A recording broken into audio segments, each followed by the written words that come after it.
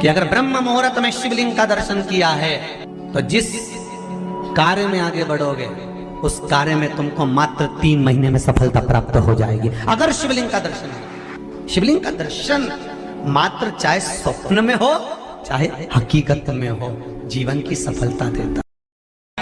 शंकर भगवान के मंदिर में 3 बार ताली बजाने का प्रमाण है। बजाते हो आप लोग? शिव जी के मंदिर में 3 बार ताली बजाने का प्रमाण है। क्यों? लंकाधिपति रावण ने 3 बार ताली बजाई थी तो उसको लंका का राज्य प्राप्त हुआ। अगर आंखों से बहुत कम दिखाई दे रहा हो तो 12 महीने शिवरात्रि आती है। किसी भी शिवरात्रि पर शंकर भगवान पर पीपल के पत्ते पर शहद रखकर शंकर जी पर डाल दीजिए। उस शहद को पीपल के ही पत्ते पर रखकर ले आइए, घर पर लाकर उसको कटोरी में निकाल लीजिए, पत्ते को ठंडा कर दीजिए। उस ओरिजिनल शहद, असली शहद होना चाहिए, उस शहद को आंखों में काजल जैसा लगाना प्रारंभ कर लीजिए।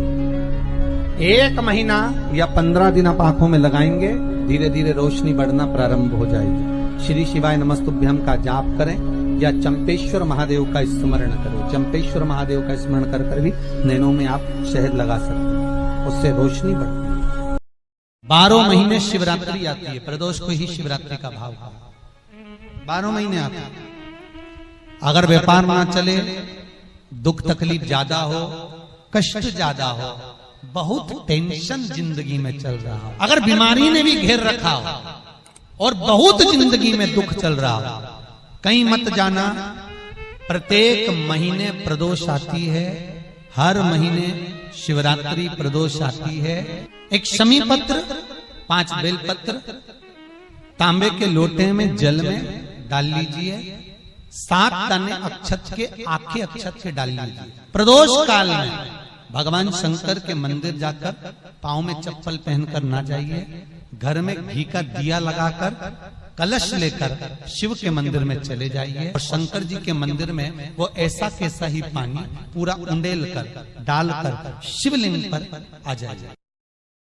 लोगों से निवेदन है, आप रोज भभूति नहीं लगा सकते, आप रोज त्रिपुंड नहीं लगा सकते, आप रोज भगवान का चंदन मस्तक पर नहीं लगा सकते, तो भगवान के ऊपर जो जल चढ़ता है उस जल को अपने ऊपर छीट लिया करो। 24 घंटे एनर्जी रहेगी, 24 घंटे। महीने में 1 बार पानी के लोटे में, जल के पात्र में थोड़ा सा दूध डालकर, 5 काली मिर्ची डालकर शंकर को समर्पित करते रहो तो जिंदगी में कभी घर के अंदर कोई बड़ी बीमारी प्रवेश नहीं कर सकती। शंकर भगवान पर जब जल चढ़ता है, मान लो ये गोल जलाधारी है, इसके ऊपर ये शिवलिंग, ये 2 चरण जो हैं सीधे भाग में गणेश जी का स्थान है, उल्टे भाग में कार्तिकेय का स्थान है। जहाँ शिवलिंग रखा हुआ है ये पार्वती जी के हस्तकमल है और बीच में एक मोटी सी लाइन है, जहाँ से पानी नीचे गिरता है, मोटी सी लाइन है, वो अशोक सुंदरी का स्थान है। पहले जो जल चढ़ाया जाता है, जहाँ गणेश जी का स्थान है, पहले पानी वहाँ चढ़ाइए, फिर कार्तिकेय जी के स्थान पर चढ़ाइए, फिर अशोक सुंदरी की जगह चढ़ाइए।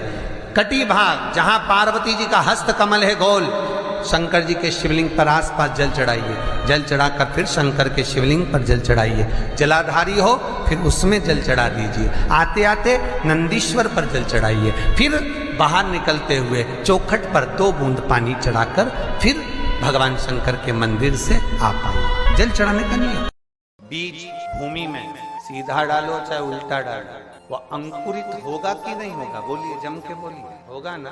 दाना पृथ्वी में गया, सीधा गया, उल्टा गया, उससे मतलब नहीं। उस दाने ने अपना काम करा, पृथ्वी ने अपना काम करा, मिट्टी ने अपना काम करा और मिट्टी ने उसको उपजाऊ बनाकर उसको आनंदित कर अंकुरित कर दिया। आपके हृदय में विश्वास है? नहीं है, अविश्वास है। कैसा है? आप अगर किसी भी भाव से शंकर के मंदिर में जा रहे हो, शिव जी को 1 लोटा जल चढ़ा रहे हो, आपका भरोसा है?